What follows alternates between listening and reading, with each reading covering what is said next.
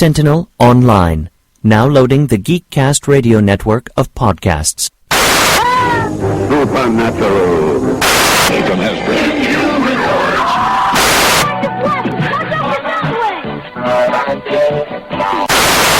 Welcome, Brave Star.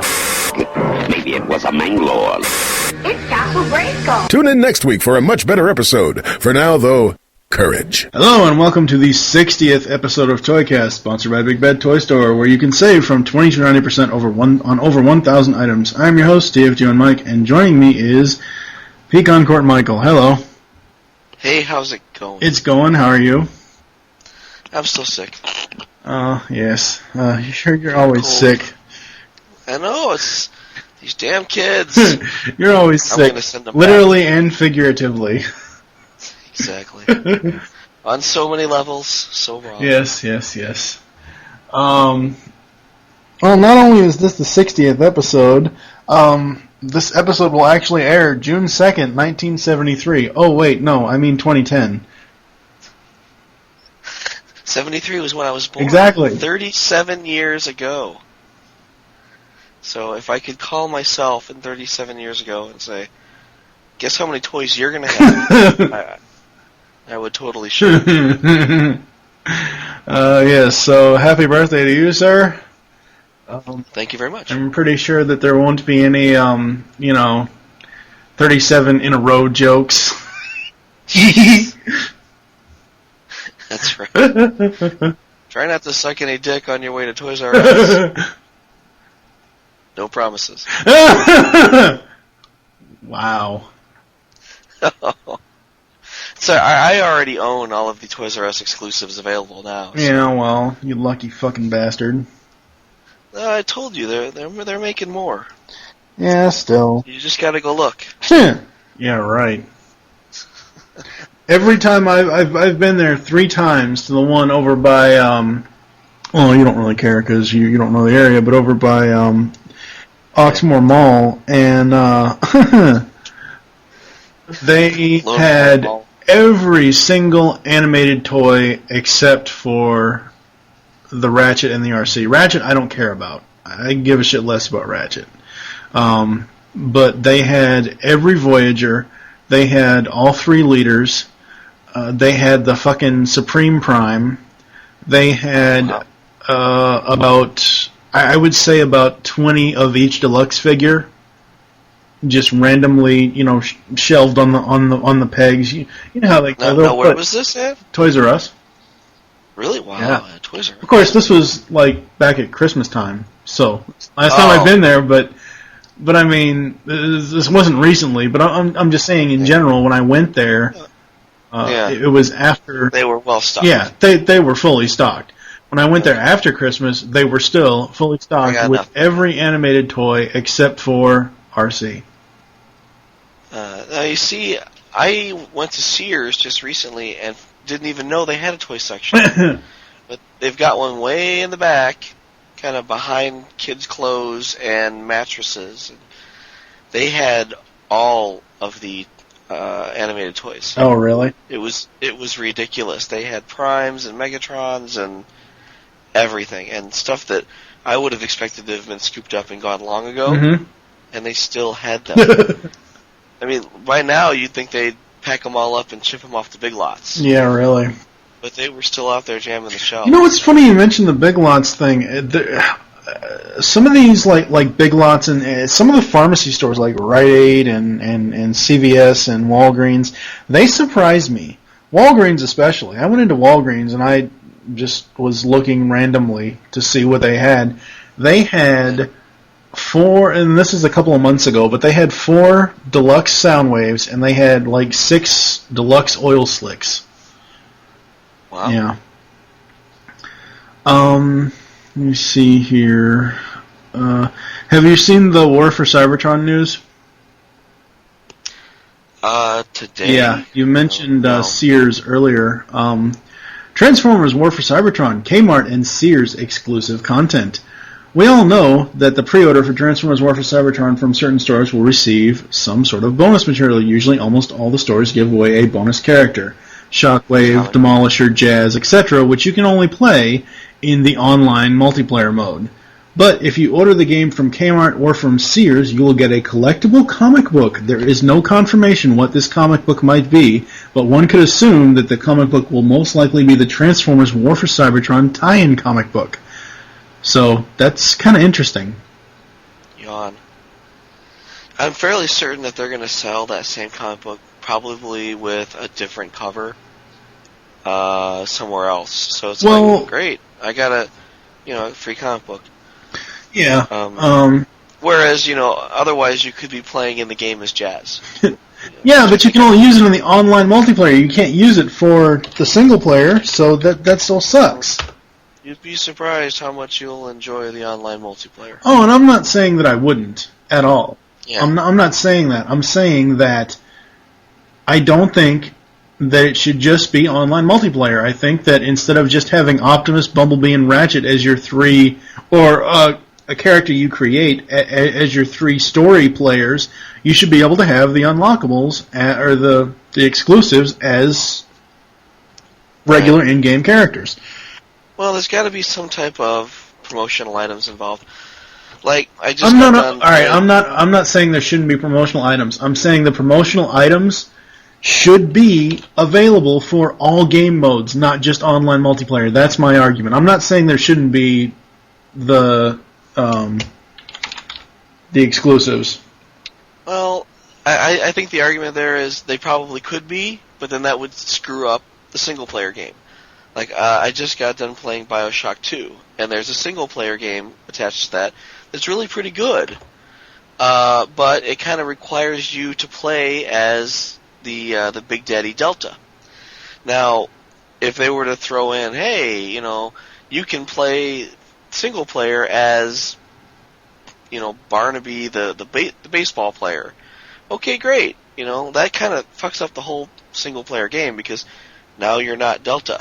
And the whole point of the first player game is you're Delta, and you have to make it to the end to find your little sister, who's actually your daughter, but is actually your little sister, which is kind of confusing unless you understand the backstory. But when you play multiplayer has nothing to do with the single-player game. You can play as several different characters, each one with different abilities and different sound. Taunts when you're running around and you're like, ha ha ha, I killed you. They sound different when they say that and say different things. And, it would be neat to be able to play Jazz, especially if they brought somebody in who could do a nice Scatman Crothers impersonation, versus Optimus Prime, who's going to sound like Peter Cullen. So, I think if they do it right, it would be really, really cool to play as Jazz. Now, depending on who you'd rather play with, Jazz or Demolisher or Shockwave, whichever one's your favorite character, you can then go and pre-order from whatever store that is. Right. I think that, once you play the single-player game, which is going to rock, period, right? Yeah. You're going to get a chance to play as Optimus, you're going to get a chance to play as Bumblebee, and there might be a few levels with Megatron, and probably a few levels with Starscream. And you get to fly a little, and you get to play as a tank, or you get to play as a car. And you just run the gamut in the single-player game. But then when you hit multiplayer, completely different game, completely different experience. And people who like multiplayer, some people don't like them, but the people who do are really going to get a kick out of it, and they're really going to be happy that they went to a particular place like GameStop. And because they get to play as Shockwave, who's maybe one of their favorite characters. I think that I would feel cheated if I logged into the multiplayer, after playing the hell out of the first player, right? But if I logged into multiplayer and saw all these people playing as blue and green and silver colored Shockwaves, and I'm like, well, I'd like to play as Shockwave, but all I got is this stupid fucking comic book. What's this going to do for me? Right, but what I'm, and I understand that, but the way that they're touting this game, especially the single player mode, is that they are, they're touting it as you're always going to have three characters, but you're going to be able to play as three. You can rotate the characters out. So a lot of the other characters that they've announced, like Grimlock and, oh god, what was the other one? There was a whole bunch of other ones. So are you going to be able to play as, say, Optimus, Bumblebee, and Grimlock instead of Ratchet? That's my only complaint about the single player is that, you can only play as those three characters. As far as from what I've seen, now if I'm wrong, okay, fine. I'll fully admit that. But just from all the videos and everything else I've seen, the single player, the only three characters you're going to be playing as, unless you create one of your own, is Optimus, Ratchet, and Bumblebee. While Optimus and Bumblebee are cool and all, Well, remember, that's for just the Autobot campaign. Right. It's also a Decepticon campaign. Well, that's what I'm saying, though. But I mean, just regardless of the Decepticon campaign as well, I don't know what three characters are going to, Megatron, Starscream, and Soundwave, or Megatron, Starscream, and Skywarp. The same thing applies. Are you going to be able? They're saying they're adding all these characters into the game, like Grimlock and what was the other one? Was Silverbolt one of them? I don't know. They've announced a whole Barricade. They've announced a whole bunch of other characters that are going to be in the game. Now, my question is it going to be? Are they going to be playable in the single player? See, that's a good question. I'm not sure. I don't know either. Most likely not in the single player. But again, they have you play as certain characters in the single player in order to round out the gameplay. You don't want to have a level where you're supposed to play as Bumblebee and rely on stealth and speed, and then say, "Oh, I think I'd rather play as Motormaster because I can." Well, there goes your stealth and speed. Why bother? There's probably there's definitely a lot of thought and planning that goes into these single-player levels. And I'm not denying that. I'm just saying that for someone who isn't, for me, for someone who doesn't really do online multiplayer, I would like more options. That's understandable. Yeah. But like I said, you may not think you like it, but once you try it, it's like, oh my god, I'm gonna play this nonstop for 6 months. I felt the same way the first time I played Diablo. Yeah. And it's like, well, what is this whole thing about logging in and playing with other people? And then you do it, and you do it again, and you do it again, and you don't stop. And it's 4 o'clock in the morning, and you're like, where am I at? What am I doing? Where's my food? I don't care because I'm playing Diablo at 4 o'clock in the morning with people that I don't know. And never will, but it doesn't matter because I'm playing Diablo until 4 o'clock in the morning. Yeah. You will go there, trust me. I linked you to a couple of things. Regardless of what the Kmart Sears exclusive comic tie-in is or whatever, if it's the history book that I linked you, I'll be buying that book regardless. I mean, honestly, I'm not going to be buying War for Cybertron when it first comes out because I don't have the power on my computer and I don't have a system that it supports. But I do want to get the book. I think that's going to be really awesome, and I love that cover. That cover is cool as hell. Yeah, I might order a copy of the Allspark Almanac Volume 2 along with I'm definitely doing that, no matter what, as soon as next week rolls around and I get the rest of my money. I also linked you to device labeled Cheetus, which I don't care. I'm calling it Cheetor. Cheetor. I think it was Cheetas. What? I don't know how you pronounce it. Well, no, I mean they're calling it Cheetus. Yeah, but, Cheetus. Yeah. I've seen it as Cheetus, but I believe that they called him Cheetas. Yeah. With an A. I could be wrong. I don't know. It's basically a repaint of the Ravage and the Tigatron USB that Takara's done. Good. It looks good. My only complaint is, and I think a lot of people have had this complaint since these images have surfaced, there's an Autobot symbol and not a Maximal symbol. Oh, yeah, I see that now. Yeah. BBTS does have it in stock already. For, I believe... In stock? Yeah. Not pre-order? Let me link. Because, I could have swore that we've seen these pictures. Oh, sorry. I was going to say, I could have swore we've seen these pictures before. That they had the black one, the white one, and then the yellow one. But, no, it is Cheetahs, right there on the label, Cheetahs. 2 GB this time, as opposed to the 1 GB. That's kind of nice. Yeah. I carry around an 8 GB with me that I bought for $10. So, I'm not sure if 2 GB for $40 is really worth it. Well, I mean, honestly, you're buying it for the transformational value. Well, the character plus the the computer, not really the storage, but the computer value of like whatever special thingamajig, it has like when it connects to your computer. On BBTS, it's listed at $42.99. Yeah, but they've got these on eBay now that are knockoffs. And I see, I hate people that do fucking knockoffs. That they look the exact same.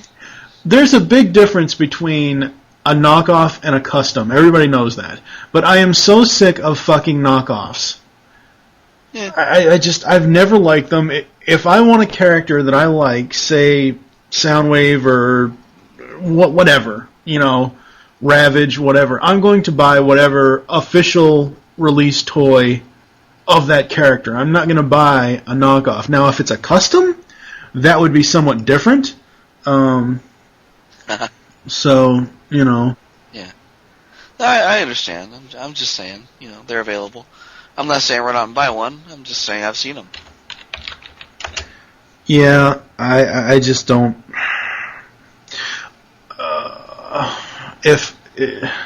hopefully, and I seriously doubt this is going to happen, but hopefully BBTS isn't sold out of these by August, because I would love to get one. I just can't do it at the moment. I missed out on Ravage, and Ravage is still sold out on BBTS. Yeah. No, I like these from a novelty standpoint. Yeah. I'm not going to buy any. Yeah. If I go to BotCon and they're like, hey, buy one of these, they're half off, I'll be like, sure, why not? But I'm not going to go out of my way to spend $40 for, something I'm not really going to use. Because I don't really see it as a little Cheetor. I see it as a memory stick. Yeah, true. I like memory sticks. I use them all the time, but I'm not going to spend that much money on a 1 GB stick. Well, it's 2 for this one, I think, like you said. But yeah, but I mean, you put it in your pocket, you take it out of your pocket, you shuffle it around from place to place. Within about a month, all the spots are going to be rubbed out. You're going to be like, shit, I paid $50 for this. With shipping, why did I bother? So no, I don't see the point. Yeah, I don't know. But take a drink. Huh? Drink? Shut up. Take a drink. Take a drink. Mike doesn't know. Take a shot. We should have been taking shots every time you were wheezing and hacking on Beast Unleashed episode 12. What? No, I had a very judicious use of mute. Yeah, right. I don't think anybody noticed me wheeze and hack.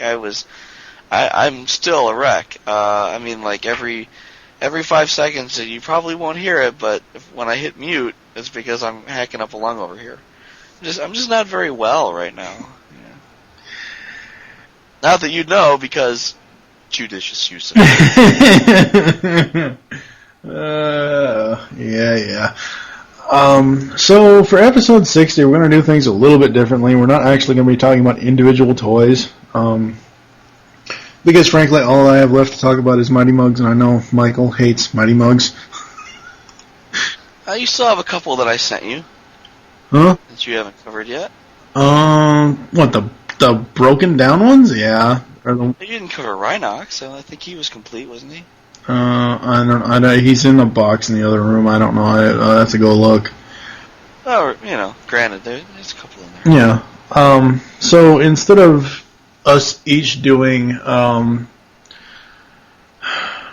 a toy, we're each going to talk about some Transformers toy lines, and it's probably going to be all over the place. I know Michael is going to mainly focus on the Cybertron toy line. I don't know what I'm going to focus on. I'll probably be all over the place like usual. But yeah, so that's what we're going to do, and I think we will do it after this. We are back, and it is time for the general discussion here on ToyCast. Now, normally we would do topical discussions over on all things Transformers, But because this is the 60th episode, and it's not really it's not really a super milestone, but this show's been running almost a year. Nice. Christ, no, I don't know. We've been running for 60 episodes, not including the special episodes like the ROTF discussion that was done with Proto Man and Optimus Scourge and a bunch of other people way back when, and not including some of the other mini specials like the TFA Rodimus special that Proto Man and I did with Techno. But yeah, this is the 60th episode, and I'm breaking the rules. I don't care. It's my show. Piss off. So you had mentioned off air that you weren't going to do just one toy. You're just because you're having your quote unquote opening day. Freaking video. It's become more of an opening week. Opening month. I had a lot of toys, and you've seen pictures of my closet. Yeah. And I'm always referring. Yeah, I always refer to the closet. Yes. And the closet is just jam-packed. And the reason for that is because I never opened my Cybertron toys. And there's a goodly chunk of the Energon toys, mostly the Voyager and whatever size class is bigger than that, between that and Leader. So the bigger boxes I didn't open. I just didn't really see the need to. And I just stacked them up in the closet. Like, I've got Energon Landquake. Didn't like Landquake. And then the repaint of Landquake, which I forget the name offhand, didn't open him. Six Shot, didn't bother to open him. Those helicopters, didn't like those at all. Didn't bother to open them. And in fact, I probably wouldn't have bought them at all if it wasn't for what was the name of that toy store that went out of business? KB. KB, yeah, KB had them all on sale for like half off. And I walked in and I'm like, holy crap, look at all these. And I bought one of each. So, I mean, I've got all of these, and, I think I've got like 2 Scorponok's, in fact. So I've got all of these, and I didn't want to open them because I honestly don't like the Energon toys. And didn't really feel like wasting my shelf space with them. So I just put them all up in the closet. The difference here with the Cybertron toys is that I like the Cybertron line. I dig it. The problem is that I felt that I couldn't open my Cybertron toys because I hadn't opened the Energon toys yet. As soon as I get the Energon toys open and on the shelves, I'll go ahead and open the Cybertron toys and put those on the shelves. And it just never happened, and so I ended up with this pile. And the pile got bigger, and it's kind of like the pile I have now, except the pile I have now is all movie toys and, universe toys. But these were, in the way, and I put them all nicely in the closet, stacked them all up. That was about the time when I finally installed the shelves in the closet. So it wasn't just a big pile, now it's, organized piles. Right. And I basically decided that I needed to get the existing pile of movie toys into the closet. And the only way to do that is to get, this Energon and the Cybertron toys out and put them on the shelves. So I've been making an effort to, make room in my oak cabinets. And I moved all of my Beast Wars toys down to 2 shelves. I've moved all of my Beast Machines toys onto 1 shelf. And that includes the Dinobots that came out at that time. Uh-huh. I moved some stuff around. I've got all of my movie toys on 1 shelf. I've got all of my animated toys on 1 shelf. I actually had 2 shelves, or 2 spaces, I should say, that I kept my Fort Max in. And my taller ones, like Supreme Cheetor. And I pulled Fort Max out and put another shelf in there, so bought myself some space there. So now I find myself with 3 shelves that are empty. Yeah, I can display stuff again. So I decided I'd put out some Energon stuff. I put out some Cybertron stuff and see what happened. as I got into the closet, I'm finding I've got a lot of Cybertron stuff that I never opened. And this isn't just the bigger ones, right? Like the Scourge, or like the Leader Class Megatron, or Leader Class Metroplex. These are small ones. I had like, I don't want to say 20, but Yeah, I had it was more 20. than a dozen Don't lie. Scouts. No, I had more than a dozen Scouts that hadn't been opened. Mhm. I had more than a dozen Deluxes that hadn't been opened, and then there was the bigger ones, And I have a whole cabinet, or let's say this is literally 2 feet deep by about 2.5 feet wide, maybe 2.5 feet wide, and probably about 1.5 feet tall of cabinet space on this shelf that I can fill up with as many as I want. And so I'm just opening these all up as many as I can. Number one, get them out of the closet. Number two, fill up the shelf space. Right. So I'm opening them all up, and I'm opening up a bunch of stuff. I mean, stuff from the animated line, like I already had Lockdown. So why do I need a Blazing Lockdown? Why do I need the other Lockdown repaint? Why don't I just put one of each up there and call it a day? Well, they're in the pile. So at this point, I'm unwrapping them. The Jazz repaint, I put him up there. The Soundwave, Electrostatic Soundwave, repaint, put him up there. RC, put RC up there. So yeah, exactly. You'll get one someday, trust me. So I mean, some of the older Robots in the Sky, RID, and I opened up some of those, and I was keeping those on mint on card just for the hell of it. But to be honest, they're taking up space in the closet, and I've got the Japanese versions that are still mint in box. So yeah, I'm going to go ahead and open those. So I opened those and put those on my RID shelf, and I'm opening a lot of toys, basically. A lot of movie toys, too. Some of the earlier movie toys from the 2007 line that I bought and didn't bother to open. I just put them in the closet. But, to digress, Cybertron.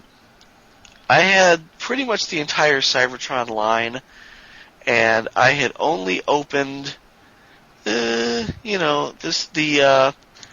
deluxes that I was really interested in. Mm-hmm.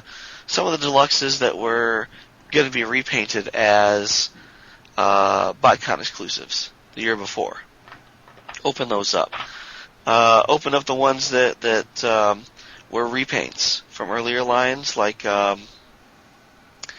Buzzsaw, who was in Long Rack, which I thought was really cool that they would take these Japanese figures and repaint them into which were essentially Armada molds. And then retool them with Cyberplanet keys. So I dug that idea, and I dug that they were repaints, so I opened those. I opened up a bunch of the mini-cons, some of the Scouts, again, the ones that were repaints. And a couple of the larger toys, like Quick Mix and Menasor, just to fill out the shelf, so I had taller toys in the back. But other than that, I didn't open a lot of them. The vast majority of the Cybertron line was still sitting in the closet. And I had forgotten it existed because I had piled shit up in front of it. So now I'm cleaning out the closet, and I'm pulling down, like the big boxes. Like, I've got a mint in box Unicron with this one I kept in the box because it had little Minicon bonuses attached to the top of the box. Mm-hmm. I've got the Death Star, that transforms into a Darth Vader. God. This box is huge. I got a bunch of the BotCon box sets all stacked up in there. And they're all literally stacked up on top of each other because there's no more room on the shelves. And what are they stacked up in front of? Well, they're stacked in front of dozens of Cybertron toys that are still sitting, in their plastic. Mm-hmm. After, how many years? Yeah. It's been, like 4 years since the end of that line? Yeah. So now, yeah, I'm opening them up, and I'm getting a chance for the first time to really open these up and play with them and see just how cool they are. Mm-hmm. I mean, I liked the Armada line, mainly for the mini-cons. I know you don't like mini-cons. I like mini-cons. I think they're cool. I think they have a good play value. In fact, I think we talked about this just recently, and I forget which. It was it might have been the last ToyCast I was in. 57, probably. Yeah, but we talked about the mini-cons and the fact that, they're well designed. It's literally an extra figure packed with every figure. And I'm sure that they're hard to deal with because, if they weren't, they wouldn't have gotten rid of them in lieu of Cyberplanet keys. Yeah. Mm. But I liked those. Some of the actual robots in Armada were detrimented due to their mini-cons. They may not have had as cool a gimmick, or they may not have had as many paint apps, or they may not have had as many bendable joints, let's say, or as much articulation. Because, let's face it, you've got another figure you have to pack in that box at a certain price point. Right. But, mini-cons were cool. For the most part, with the exception of Scudor, or whatever the hell his name was, and a couple of the other ones, they were pretty good. But then, you end up with Energon, and you think, hey, we're going to get more of the same, we're going to get more mini-cons, and Energon was just a clusterfuck, because they, and again, I think we discussed this before, but, the figures just weren't as nice, and you end up with, like, Ironhide, whose face is clearly visible in vehicle mode. And, hey, I don't care if you can take one Ironhide and combine him with Jetfire. Or, if you've got Energon Ironhide, who's a different color scheme, and you combine him with himself in his original color scheme. Great, I'm glad they combine, I'm glad you have that extra gimmick there, that's interesting. But that doesn't mean that you're going to get a pass on having a shit toy. Why can't I see his face in vehicle mode? You can't turn his face around? And there was a lot of that. It was just, and there were some interesting homages, like the Shock Blast, who was a G1 Shockwave homage, and there was a Grimlock and Swoop combiner that was kind of neat, and then there was all of the Gestalts. And again, I love Gestalts, but they really dropped the ball here. I mean, these guys don't have hands or feet. And when a garage band, has to make a kit to replace your hands and feet and your missiles and your guns because you can't be bothered to put them in there, that's a problem. And, they're still making repaints of those damn things with bad hands and feet. But what are you going to do? It was a nice set. I like the Gestalt in general, but geez, oh Pete, come on, people. And then you've got Cybertron, the third of the Unicron trilogy shows. And after Energon, I just didn't want to watch anymore. I'm like, oh my god, this is going to suck. The Armada, the cartoon, was like, I'm rad. And it's like, oh fuck, turn this shit off. And, let me tell you about Transformers. No, let me tell you about how I turned the channel. And then you got Energon, which was, kick-ah! Oh my god, did that show suck. I can't even begin. I didn't want to watch it at all. Especially, you get invested in it because you're thinking, I own all the toys. I should, at least, if I'm emotionally invested in the cartoon, I'm going to want to buy more toys. I just couldn't understand the cartoon. Yeah. It was so bad. And it was so Japanese in the sense that, it's like Power Rangers. I'm getting my ass handed to me by the bad guy. Instead of formulating a new strategy or getting better teammates or devising new plans or working better with my fellows, why don't we get an upgrade? And time after time after time, Optimus Prime gets his ass handed to him. And this time I'm going to combine with, I don't know, the Jetfire. This time I'm going to combine with Ultra Magnus. No, did he combine with? No. Ultra Magnus was Robots in Disguise, wasn't it? I don't know. I know there was one show where the two of them combined. I don't know which it was. No, that was Robots in Disguise. But that was cool. Yeah. God, or Omega Prime, God Omega, whatever he was. Yeah. He was cool, but I mean, Optimus Prime, you start off with like Fatimus Prime, and he's just a little fat Prime. And then, I'm going to combine with my own trailer, and then I'll be able to defeat Megatron. And then Megatron gets an upgrade. Well, now I'm going to combine with, I don't know who the hell he combines. He combines with Wingblade, and he's got wings. Oh, now I can defeat Megatron. And then Megatron gets another upgrade. Now he's Galvatron. Well, I need to defeat Galvatron, so now I'm going to combine with Omega Supreme, which was awful. You got this big-ass Omega Supreme, a little tiny Optimus Prime head sticking out the top. It was just so ill-conceived. It was just bad. And it's like, you know what? How about you train your soldiers better? How about you learn new strategies? How about, we do something. We weaken the enemy somehow. Why does every confrontation have to end with you powering up with another upgrade? It was disgusting. The fact that he got his ass whipped every time was disgusting. It's like, this is Optimus Prime. This is one shall stand, one shall fall. He fell every day. I couldn't watch it. So no, I mean, Anyway, so Cybertron comes out. It's got a huge hurdle just to prove that it's not as bad as Energon. And what they did was brilliant. Because in the past, you end up with Transformer shows about Earth vehicles, or Transformer shows about Cybertronian vehicles, which is basically, what you ended up with in G1 Season 3, right? Mm-hmm. You end up with, Transformers with beast modes. How do you reconcile all of these? What do you do? Well, and this is genius. You defeat Unicron in Energon, right? And then, actually, I think they defeated him in Armada with the Minicons, which was cool. That was kind of epic with the green Unicron. But regardless, Unicron's dead. His death has brought about this giant black hole that's going to kill everything. So what they have to do is visit each of these different planets with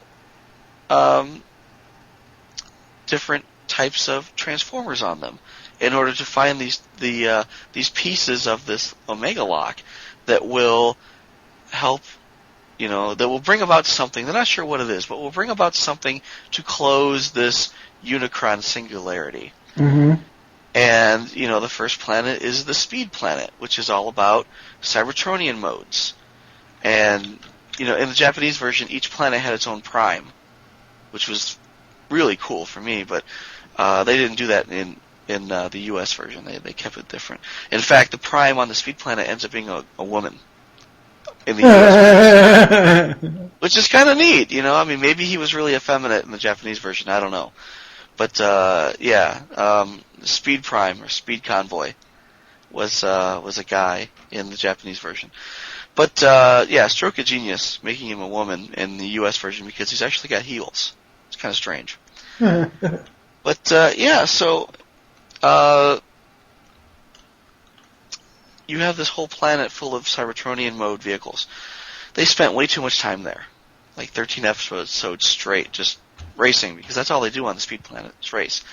And then they go to the Beast Planet, where they find beasts. Holy shit. And from there, they spend time there too, and trying to locate that piece of the Omega Lock.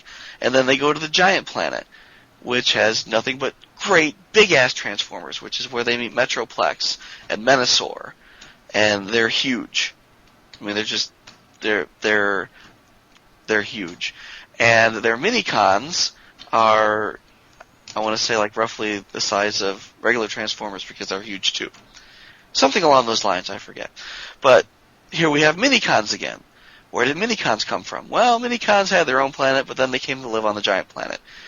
It works everything in. your beast modes, your Cybertronian modes, your minicons.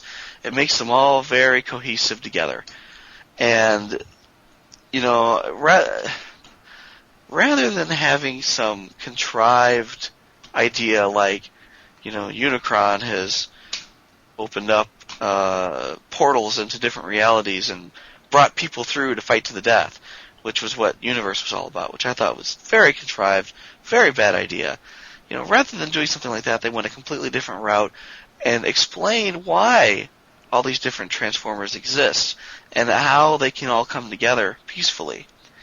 And, they hit the bumpy patches and they have some trouble, but by the end, not only do they all come together peacefully and learn to exist, even the bad guys in some cases, but they also uncover Primus, which is what the Omega Lock does. Once you get all the Cyber Planet keys from the 4 planets together, they combine in the Omega Lock. You plug the Omega Lock into Cybertron, and the damn thing transforms into a giant Transformer. How cool is that? It's just really epic in scale, and the cartoon was awesome. And I did like the cartoon. I watched it all the way through, and I think it really saved. I don't want to say saved the franchise because I'm not one of those that say, "Oh, they ruined everything," but God damn it, Energon ruined everything, and it was just bad. Armada, I can understand. So basically, what you're saying is Energon ruined everything, just like Michael Bay continues to rape our childhoods by becoming a producer on the new TNT live-action movie. Honestly, I think Michael Bay can produce stuff and not destroy it. Yeah, when he starts directing, that's when you're having some trouble there. Yeah. Okay. Continue with the. All right. Yeah. So no, I was wrapping up in that sense, but the idea that you've got. I didn't even get into the last planet. The giant planet only had like 3 or 4 figures because they were just damn big, right? But it would have been cool to see more. The same thing with Planet X. They didn't even give it a name. It's just Planet X, and that's where Soundwave comes from, and Sideways, who is kind of a crappy character they could have gotten rid of. And they tied in a Unicron tank on Planet X as well. I don't think he showed up in the cartoon, though. But the Unicron tank, he's been sitting on my desk here for a little while. I'm going to talk about him for a minute. He's just so damn cool. He looks like you took a Unicron and you kind of flattened him out and gave him tank turrets and wheels. He's got little pincers in the front. He's got like I don't want to say these are guns because they kind of face inward, but on top, they kind of an homage to the rings that went around the planet that became kind of like wings type of thing. Right. So he's kind of got these wing homage things on top of his tank, and he's got a turret that can move and go up and down, and he's got secret guns that pop out when you push a Cyber Planet key into him. He looks like Unicron. He's got a lot of neat little Unicron homages here, but he's a tank. I didn't think I would dig him at first, but now that I've got him out and I'm looking at him, I dig him. A couple other toys that came out with the Cybertron line were Beast Mode Megatron and Beast Mode Optimus Prime, which are direct homages to Beast Wars. And, right. They look cool. They're really neat. When you said earlier about Planet X, the first thing I thought of, maybe Protoform X was exiled there. Oh, I thought you were going to say the porn. No. It's a porn planet. No, Protoform X. Oh, jeez. Of course. That explains so much, in fact. Yeah, so anyway, so here I am opening all these toys and basically transforming them into their robot mode so that I can display them. And, a lot of these toys, they just have they carved a lot of personality into their faces. Some of them have beards and mustaches and things like that, and the little smirk, like is common on the Starscreams now. So it's just kind of neat. I dig Scourge. He's a 3-headed dragon, and he makes noise, and he transforms. Wait for it. Wait. Oh yeah, you gotta love that. I mean, that's just and he lights up. I so dig this toy. But yeah, I mean, there's a lot of really good toys in this line. Overall, the only thing I don't like is the Cyberplanet keys, because a lot of times they don't have anywhere to stow away. Once you plug them in where they go and they unlock their gimmick, well, that's great, but if you want to push the gimmick back into place, you really can't. Like, I've got Hotshot here, and if you push his Cyberplanet key in, the little wings pop out the sides. And you mentioned this before with your Bicon exclusive guy. Yeah, Goldbug. I have him right here. Actually, the whole time we were recording part of this, when you started talking about Cybertron, I went over to my shelf and I took off almost, 1, 2, 3, 4, 5, 6, 7, 8. I took off 9 toys, and they're all from different lines. Like, I've got the BotCon Rodimus, which is also a Classics mold. Universe Cyclonus, animated Elite Guard Bumblebee, G1 Prime. I took off both my Shattered Glass and Nemesis Prime. Technically they're the same mold, but they're 2 different characters. I had Mighty Mug Shockwave on top of the computer earlier, and I also took out G1 Hot Rod and the Goldbug, because I've been sitting here while you've been giving us a history lesson on the poorest cartoons in the fandom. Yeah. I haven't transformed either Goldbug or Hot Rod yet, but I probably will do that in the midst of us talking about all this stuff. But I pulled out their feet, and they're still in car mode, but it's the exact same freaking thing. Now, I know the BotCon Goldbug, the mold comes from Exilion or Exileron or whatever the hell it was from Cybertron. Yeah. Don't get me wrong. But, you were just talking about the gimmicks with the Cyberplanet keys. And I'm thinking, when I bought my BotCon set off eBay like a year and a half, 2 years ago, whatever it was, it came with all these Autobot little mini things that look like keys. And I wasn't into collecting the Cyberplanet keys came out. So I'm like, wait. What the hell is this for? What the hell is this? Yeah, exactly. What the hell is this for? And then I look on the back of Goldbug, and I'm thinking, oh, well, actually, I looked on the back of him, and I saw that there was something inside of him underneath his mini spoiler, I guess you could say, right at the back by his feet. Right. Where his feet come together. Yeah. I saw this slot, and I'm like, wait. Put thing in slot. I know that sounds bad, but and all of a sudden I get 2 blue wings, and I'm like, wait, okay, so, and I put them up to next time, and I'm like, wait, this is fucking Hot Rod in a Cybertron mold with Goldbug or Bumblebee or whatever the hell you want to call it colors, and as when I first transformed him, I'm thinking back to G1 Hot Rod. This is the exact same fucking transformation as G1 Hot Rod. Well, in Cybertron, he had a Hot Rod repaint. Right. He was red with the gold flames. Right. And the blue windshield. But then I wasn't into it then. Like, I just started collecting in 2008. I just because I had some G1 toys when I was a kid, but I more had like He-Man toys and Voltron, and I had the original 1989 Batmobile toy. I had a whole bunch of Mask toys, Thundercats. I wasn't, even though I loved the cartoon, I don't remember having a whole hell of a lot of Transformers. Mm-hmm. So when I started collecting in 2008, and I started finding all this stuff, and I'm like, oh, cool. Yeah. So yeah, it's just amazing. But the thing to digress, the problem I have is that once you're done with Exilion's wings popped out, or Hotshot, or whoever he is, once you want to put his wings away, you have to pull the Cyberplanet key out. Yeah. Else they won't lock. Yeah. And what do you do with this key? I don't know. What am I going to do with the keys? I don't want to toss it in a drawer or put it in a Tupperware bin or a tackle box or what have you, because then I won't know who it goes to. Going fishing with Transformers. Yeah, exactly.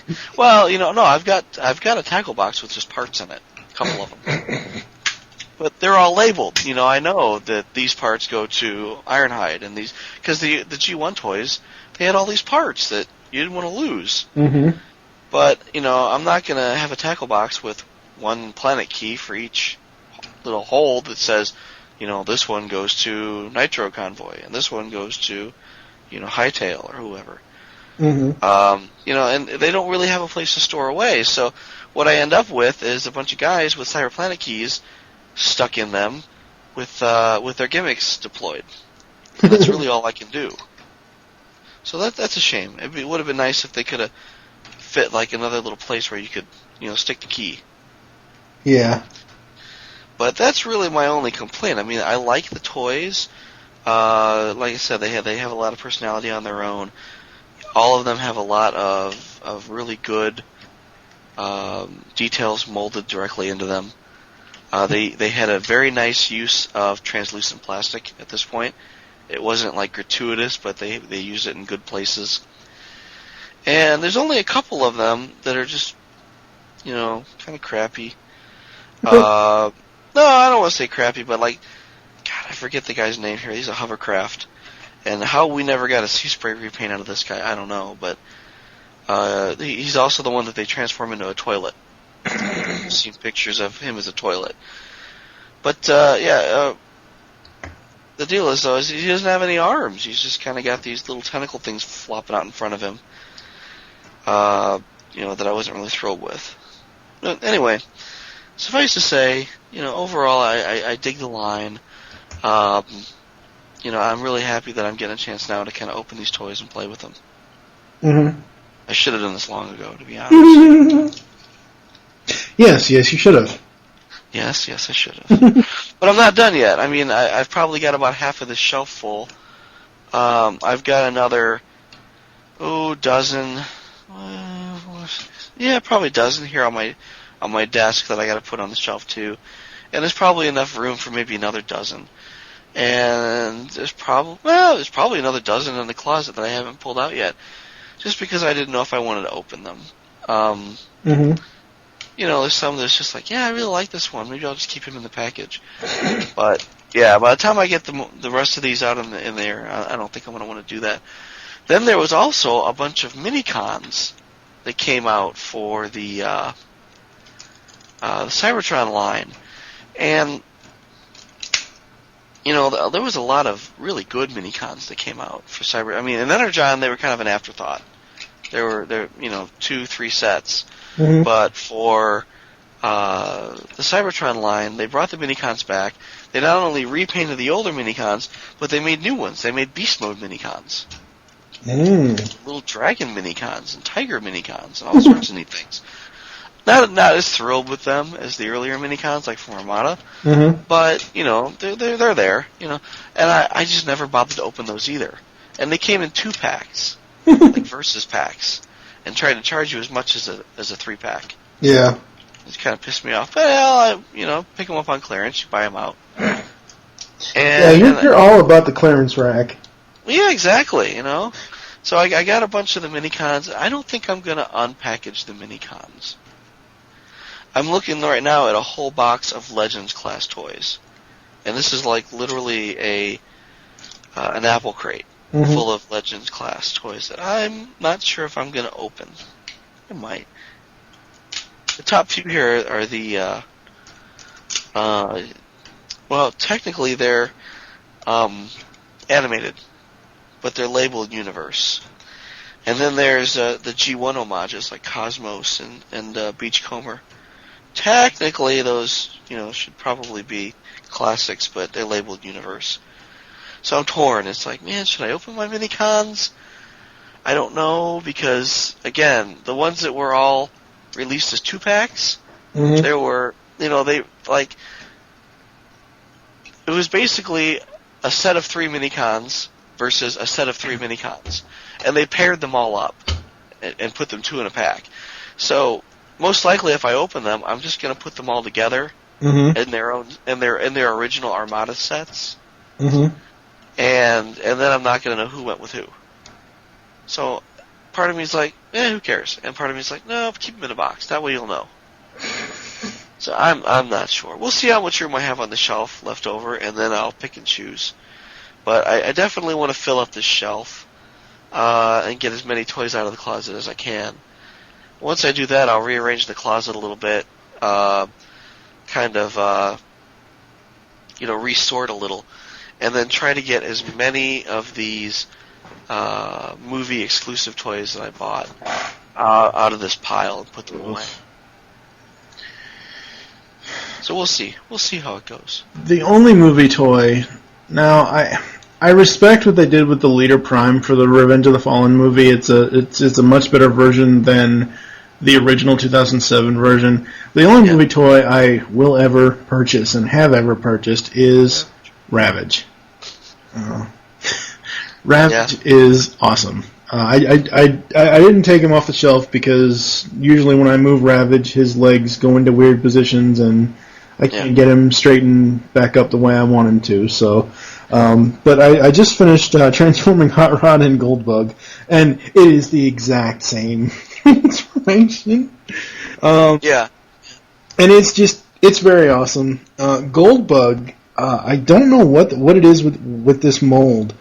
I can get him into a weird squatting pose.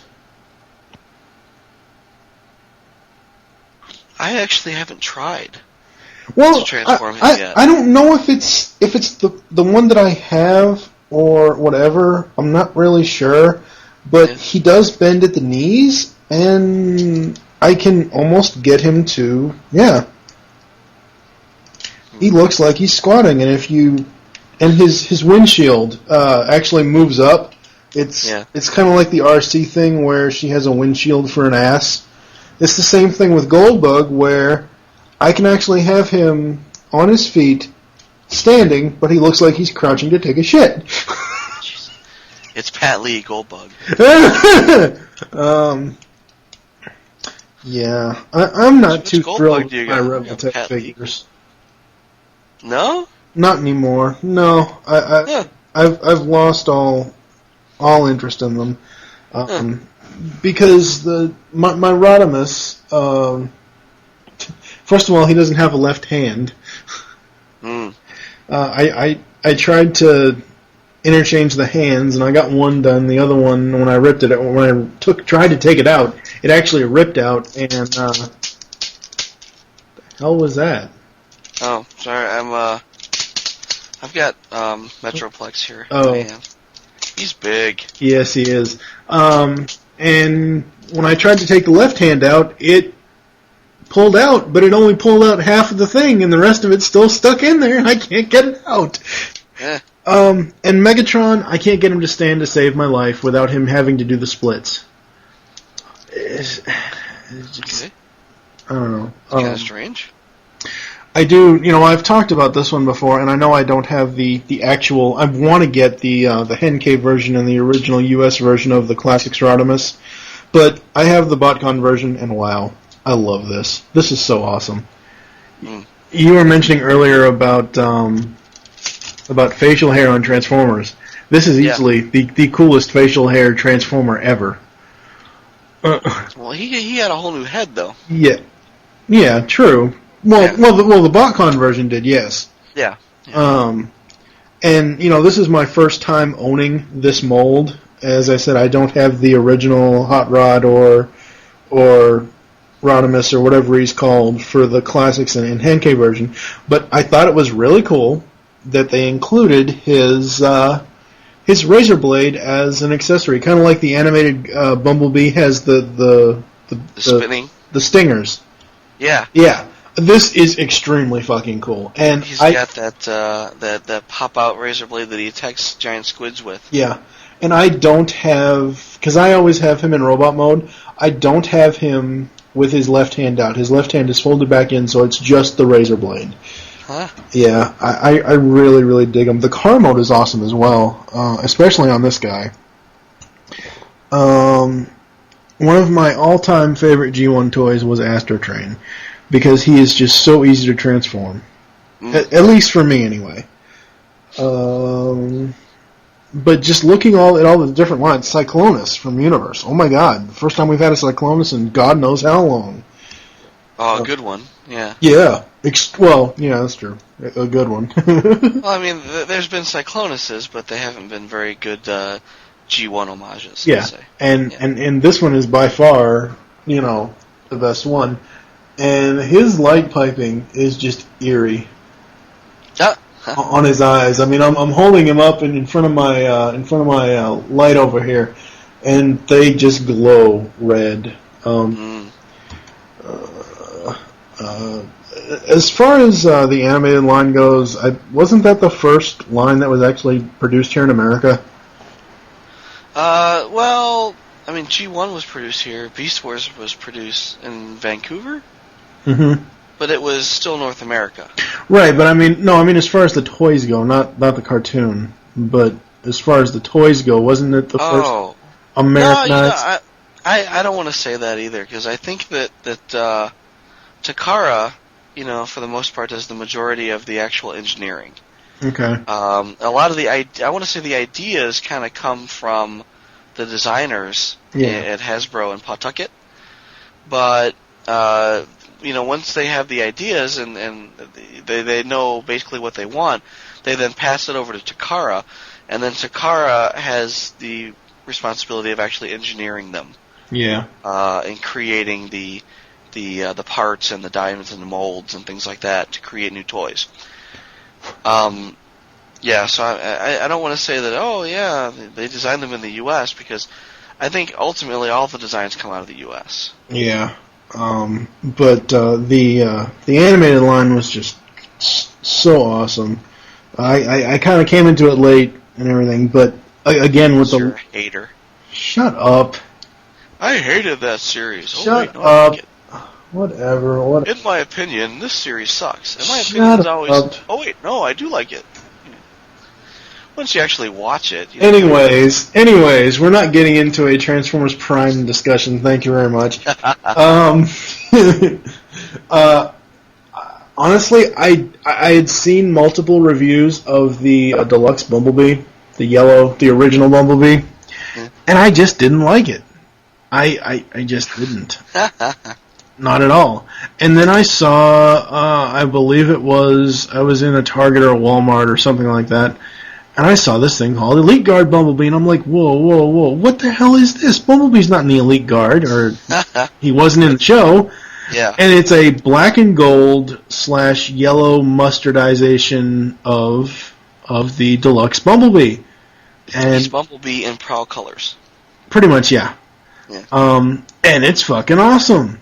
I love it. I love this paint scheme on him. I love the fact that they actually took the time to actually redesign the head. Didn't redesign it. They repainted the head to be a black head and not a mustard head. And it's just awesome. And again, he has the hands or the stingers, which I think is very, very cool. Or boosters, and then the boosters on the back are like a translucent blue, which are also very, very cool. I can't wait until we get the Fugitive Waspinator repaint of this, because he, from what I've understood and what I've seen pictures of, he is going to have purple boosters and purple eyes. I love that. That's so awesome. Yeah, he's gonna look good. I was going to say, it's a shame that they couldn't do more of a remold on the head, but no, it's nice that we'll get it at all, to be honest. Yeah. Overall, there isn't one line. Like, I can't just sit here and say I like this line over this line, because they all have different design aesthetics and they all have different characters in them. Outside of the upcoming War for Cybertron Optimus Prime release, I really like the Classics Prime, but I like it as the Shattered Glass paint scheme, because I'm like balls on excited for Shattered Glass for some odd reason. I don't know why. I love me some Shattered Glass. I ever since I saw that Bakon set, I've loved it. And They're nice. Yes, they are very nice. They're extremely well. And you can just keep going to the well with these. I mean, there's unlimited amount of characters you can go back and and do with these. Well, they did the TFCC is doing a Shattered Glass version of Cyclonus, which I've said before is pretty much just a hot rod jet. Yeah. Because of the colors. I prefer my Cyclonus to be purple. I would love to get my hands on the quote-unquote lavender Henkei version of him, just so I can have a chrome nightstick. That would be awesome. But all in all, so far out of the toys that I have, just in general, I can't pick one toy line that I like or that I don't like. I've been wanting to get back into Beast Wars. It's just because you don't have any Energon toys. You mean Cybertron? You said Energon sucked. No, that's what I'm saying. You don't have a line that you don't like. Yeah. It's because you don't have any Energon toys. Exactly. I know better now. Yeah. And of course, you sent me Optimal Optimus, which he's infinitely awesome, but he is just too damn fucking big for me to bring over to the desk right now because I have 9 other toys here. But there's just, if I made a list, there's probably about 20 toys that have already been released that I never had the chance to get it when they originally came out. There's probably more than that. But I'm very picky when it comes to my collecting because as long as it's a character I like, and as long as it's a paint scheme I like, I will want it. Yeah. And that's just the way it is. I forgot to mention I do have 3 other ones here. I have Robot Heroes Ravage, which is the cutest thing ever. And Robot Heroes Optimus Prime, which is a much, much better version of Optimus than the G1 version of the toy. While I love the G1 toy for what it is, I don't like the fact that his hands have to pop off and be put into his cab. Oh. Yeah. And I don't like the fact that his back is open and he has no actual back. Yeah. Well, again, with those G1 toys, they're all about stuff that pops off and you have to store it somewhere. True. And then the other one that I've had standing on my computer tower for a while is, of course, Mighty Mug Shockwave. God, yeah. What? Plenty of Mighty Mugs. All right, no come shortage on. of the Mighty Mugs. Yeah, true. But come on now, you got to admit, Mighty Mug Shockwave is one of the cooler ones. Well, yeah, of the Mighty Mugs, yeah, that is one of the nicer ones. I like that, and I like the Jazz, to be honest. But I like everything Jazz. Yeah. But yeah, there's a lot of things that Hasbro and Takara have done over the years for different lines that some people will like and some people won't like. Yeah. The line that I really want to give props to, as long as we're bouncing around a little bit here, is the Alternators line. Mm-hmm. They only lasted a couple of years, but I don't think that there were any Transformers in the last 10 years, really. Aside from maybe RID, which I was really excited about because we were just coming off the tail end of Beast Wars, but I don't think there was a line that I was excited about consistently every guy that came out more than Alternators. Because I really liked them. I mean, they were really good vehicles, excellent, real world likenesses. These are licensed car modes, and in real world decos. I mean, like Smokescreen. You can go out in the world and find a car that looks like Smokescreen. Mm-hmm. Which is terribly cool. Later on in the line, when you get into who is that? Wild Rider. I don't think they called them. They didn't call them Wild Rider in the U.S. They did it in Japan.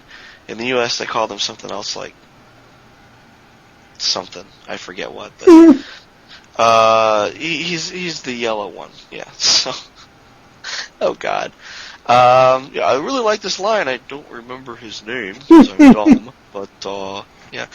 But I mean, they get a little less realistic because I don't really think that car ever came in a deco like this. But Still, the doors would open, the hood would open, the trunk would open. There's little to no idea that this is actually what the hell? Go ahead, continue. There's little nothing going on here. Move along. There's little to no hint that this is actually a robot.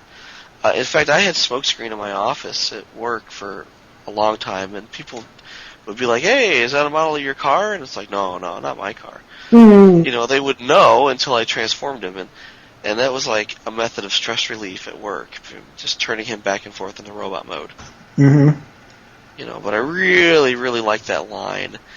And, they actually came out with an add-on pack, one of those garage kits, that would allow you to put missile launchers on their shoulders and give them Energon sabers, things like that were kind of fun. Mm-hmm. My Optimus Prime has a purple lightsaber. It's like, So wait, you have a Mace Windu-inspired Optimus Prime.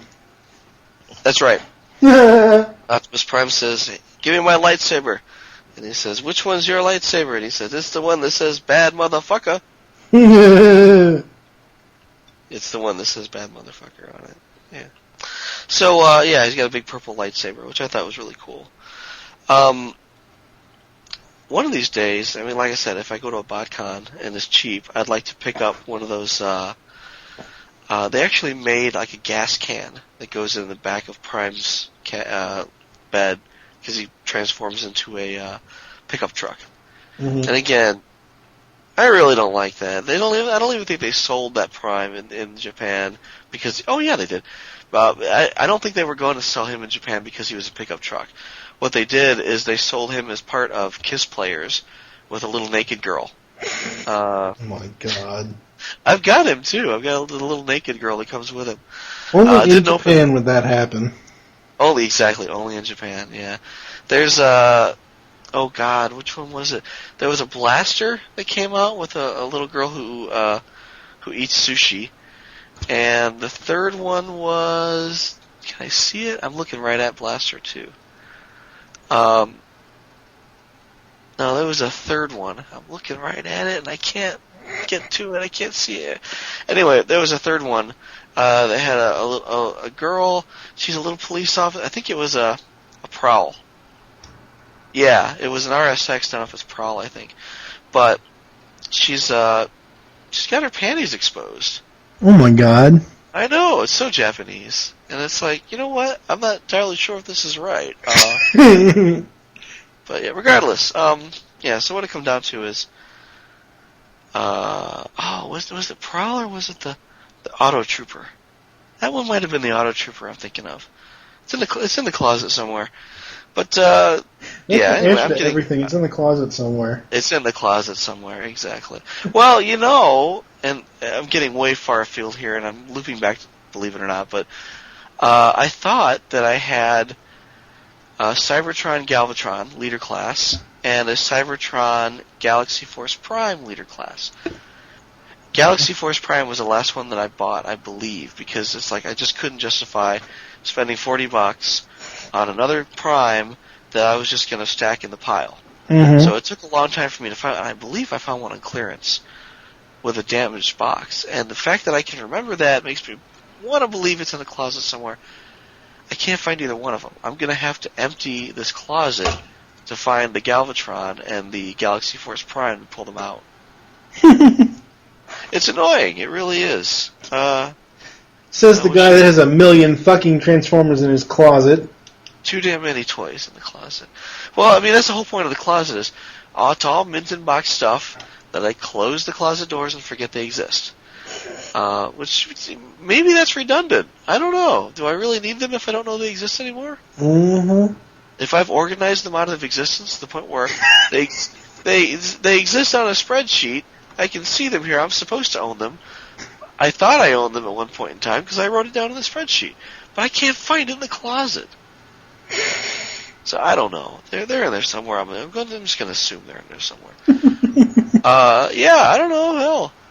So the idea there is to digress. I'm going to make some room in the closet, jam some movie shit in there, and decorate my cabinets a little bit more with some more toys. When I'm done, I might make a little movie showing off my collection. I might take some pictures. I'll do something, But for right now, I've got at least 2.5 cabinets that need filling. I've got another cabinet or 1 or 2 shelves that need reorganizing. I moved all of my 1987-88 G1 toys to a different shelf, and then moved all of my classics toys up on the top shelf over here. It's nice because I can see my 87 and 88 toys now, whereas I couldn't before. I got some reorganizing to do here to make them all look better. So yes, you do. Well, I got to put them all in robot mode and stand them up because it's like standing room only on some of these shelves now. Well, like my MicroMaster shelf, I've got all the MicroMaster sets. I've got all the play sets. I've got the vehicles, and they're all in there, but they're in a big pile. I don't have them displayed, right? The Beast machines, they're all standing on top of each other at this point. I just got to stand them up. My Beast Wars are all knocked over. I got to stand all those up again. Because I guess I pulled some out and did reviews of them or something.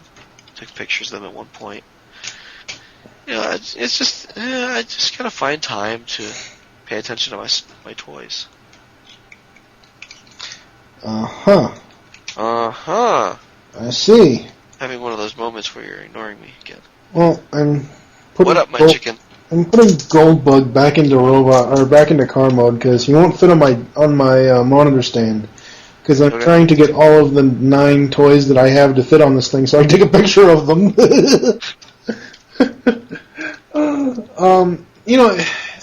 It's one of those things where we like what we like, and yes, the hobby is extremely expensive over time. Yeah, I'm sure that you have at least $1 million worth of Transformers. I wouldn't say that. I would. I think I spent a lot of money, but I wouldn't call it $1 million. What always kills me is when I'm on eBay and I'll see somebody selling their mint and sealed box collection, where they've got like every Transformer ever made, and they'll sell it for like $10,000. And it's I hate crap like that. Well, I don't know. I know for a fact my collection costs more than $10,000. And I'm not entirely sure if I would want to part with it for that. Yeah. To be honest. I mean, I could kind of understand if my house just burned down and that's all I had left. And, yeah. It's like, oh, crap, what am I going to do? Am I going to start over from scratch with nothing? Or am I, going to sell off, the only valuable possessions I have left? Mm-hmm. So, I don't know. I could probably... Take a drink.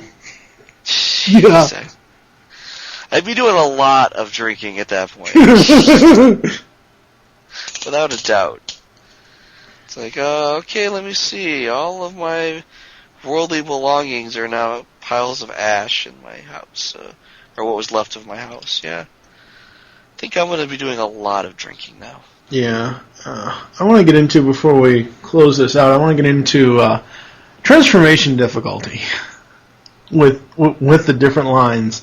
For people with giant hands. Well, not only that, but I've said this before, it's no secret. I was born with a mild case of cerebral palsy, so I pretty much do everything one-handed, for the most part. And, G1 Soundwave and Blaster, I can transform them things back and forth for ages. They're just the simplest of transformations. Right. The G1 Hot Rod and the BotCon Goldbug, I can transform them back and forth, no problem. I mean, there might be, a little bit of, issue of getting things to fit tightly, but right. Some of the toys, like animated, oh god. I watched a video, I believe it was Pia, did a video. He was into this, buying the original 86 line. From G1, like Springer and Cup and Blur. Yeah, And I watched his Blur video, and I'm like, oh, wow. The G1 Blur transformation looks exactly like the fucking animated Blur transformation. Except when I got my Blur, huh? I wouldn't say that. Yeah, if you watch them back to back, they do a little bit. I don't know. Anyways, to digress away from, let's not debate the issue here. But yes, let's not debate the issue at this point. But when I got Blur, I'm like, and Hasbro doesn't make it fucking easy. These quote unquote visual instructions. Oh no, those suck. Oh, yeah. So that's why PIA is such a fantastic resource, is you can actually watch it being done. Yes, exactly. And you can tell he's practiced this a couple times before he's filmed. Oh yeah, he does. So I got Blur. I was kind of cool on Blur. I always liked Blur in G1, so I got him. And this is just the first time I bought him. And Blur is actually Transformers Animated Blur is what actually made me to buy double of every animated figure that I have so far. Because I hate transforming animated figures. Another reason why I haven't gotten into the movie line is because those transformations, from what people have told me, are extremely fucking difficult. Some of them are a little hairy, yeah. But the the animated line I can agree with, because, literally this is... it's like layer upon layer upon layer that you peel back like an onion and then fold back in upon itself until it looks like a robot.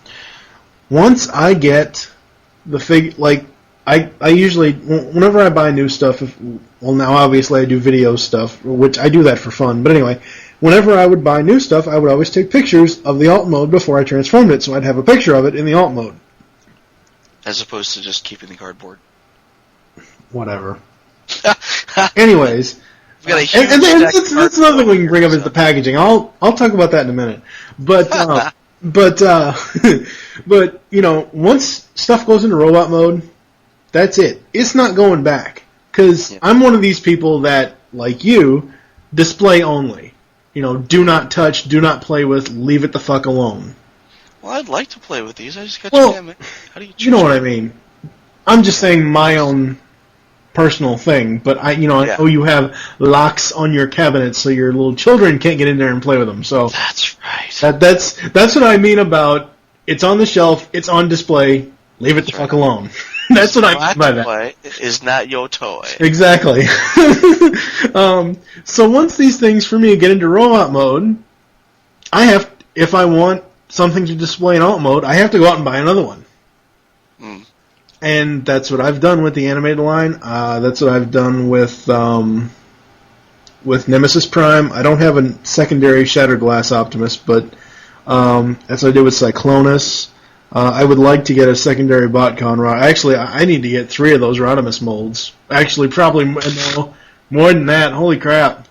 Let's see, 2 American Classics, 2 Henkei, and Well, what I've heard online now is that since Fans Project is doing that, was it the Protector armor? Yeah, those classics Rodimuses are going really high on eBay. Yeah, I know. Well, see, I wouldn't go to eBay though to find. I'm sure that's probably the last resource, but I would try to find it on Amazon, or I would try to find it on BBTS, or I would try to find it somewhere. To be honest, if they're going to completely cover the figure with parts, kind of like what they did with City Commander, I would just as soon buy a knockoff and stick him in there. Yeah. No one's going to see him. Yeah. I don't know. I don't think they make knockoffs of that particular figure, though. Yeah. But Bumblebees, I think, yeah, but not those. Yeah. Overall, I've really enjoyed collecting these 2 years. When I first started out, I was mainly just going for childhood nostalgia and buying crap at outrageous eBay prices. I've said before, I bought G1 Soundwave, G1 Blaster, and G1, the original G1 Galvatron, not the movie-colored version, for a total of $900 for all 3 of them.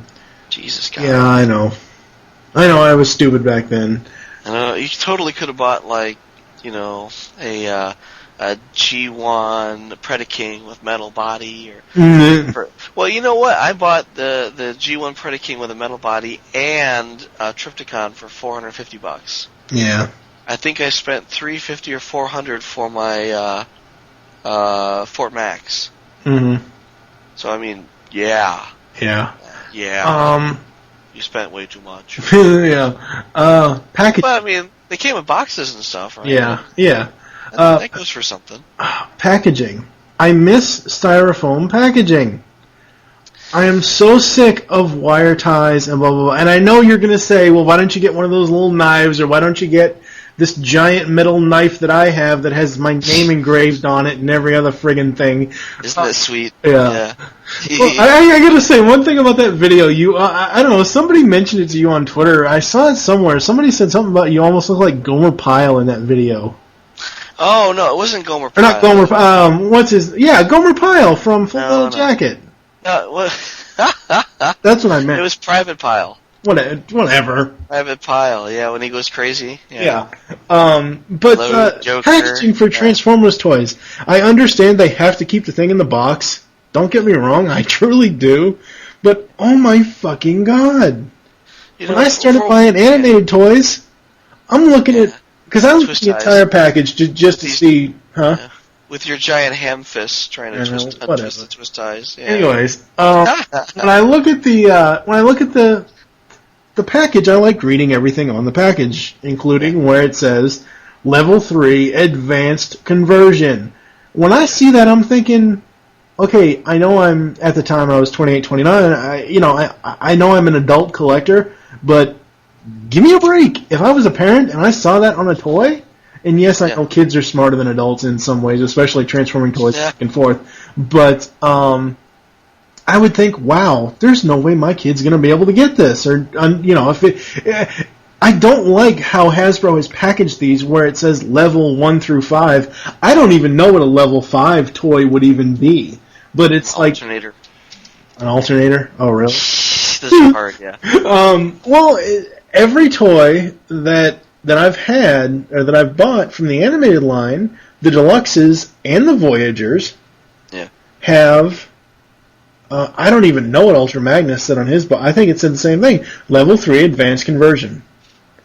And I'm thinking to myself, if I'm a parent and I'm reading that, I'm like, oh my god, they're going to be trying to transform this thing for friggin' days. Ha!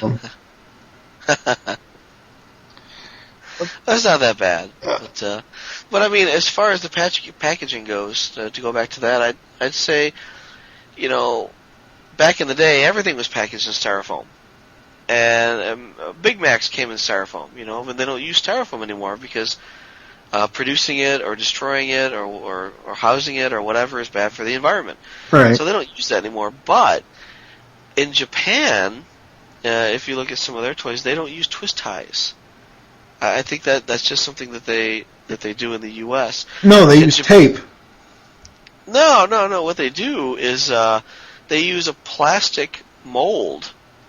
So it's almost like there's a piece of plastic that is shaped like half the toy. Right. And it rests in there like a bed. Right. And then there's another piece of plastic that's shaped like the other half of the toy that sits on top of that one. Right. And then they put that inside a bubble. Right. Or a box. Right, but what I'm saying it's held in place by that plastic bed. Right, but what I'm saying is so the insert part where you put the toy and then the outer covering, so those don't slip apart in the box, they use tape, because I have the movie Galvatron, which is a Takara toy. Right, they tape them together. It's Scotch tape that uses the box. The same thing for the TRU exclusives, the commemorative series exclusives, because I had the Astro Train one. Okay. Same thing with that. Those two pieces of plastic bubble were taped together. There was no wire tie. No, I take that back. There was wire tie on that one. I thought there was wire tie on the commemoratives. Yeah, there but in Japan, no, they tape those clamshells together. Yeah. Yeah. But what I'm saying is something that, I know styrofoam, it's not, environmentally sound anymore, whatever, fine. But I'm saying I miss something that simple. Like when I bought my Soundwave, my G1 Soundwave off eBay. Opened the box, took the styrofoam out, He's right there. I can just lift him out of the box. You know? Horrible sound of pulling stuff out of styrofoam and little tiny chunks of styrofoam that fly through the air and stick to your hair and clothes. Well, it's better than a box full of packing peanuts that get Same into thing. every edifice of Optimal Optimus's body. I was digging packing peanuts out of that thing for days. When I finally thought I got them all, I'm like, oh wait, what is that by his knee? Oh shit, it's another packing peanut. It came back. Yeah. But They lay eggs, they multiply. You know, again, if you're one of those ones that have to buy and keep mint on card, mint on seal card, or mint and seal box, it looks awesome. But if you're one of those ones that have to buy it to open it, to have it displayed out of the box, I tell you, where I really lost it with packaging and twist ties was animated Blitzwing. Oh my god. Oh, yeah. Remember? My finger. Yeah. You got injured in the process. Exactly. The little bastard almost ripped my left index fingernail off. Well, the problem was... there were twist ties inside of him. Yes! That's the problem. I bought Voyager Optimus. I bought Deluxe whatever. Leaguard, Bumblebee, Blur, Jazz, whatever. And I never ran into that problem. And then all of a sudden I go to get Blitzwing because I actually went back to watch the show and I actually like his robot mode because I had seen a couple of video reviews. Blitzwing is the only animated character that I do not have to buy two other toys of because the robot mode is the only thing on the toy that I actually like. But that's just my own opinion. But yeah, this thing just turned me off to friggin' packaging because it's like, holy crap. There's a twist tie around the middle of the toy. I had to I've said this before when I reviewed him. Oh God, I don't know how many episodes ago. I had to actually transform him into robot mode to get him out of the fucking box. It's like, holy shit. That was rough. Exactly. There's a lot of twists, but I've been opening the Cybertron toys lately, and God, there's a lot of twist ties in these guys. Mm-hmm. They're not inside of the figures, but I mean There's a lot of them, and there's a lot of those little rubber bands, the clear little rubber bands that tie everything together and keep it. Yeah, I hate those things. Yeah, like the Mighty Mugs. Take them for example. You know, they have a plastic covering that they fall into, and they have a background thing like a cardboard piece of box that the plastic thing sits in, and then it goes inside the actual box. The only thing they have on theirs is two little plastic things around the arms and those skinny little necktie things like you were talking about a second ago, the plastic things that you can rip off around the head to hold them in place.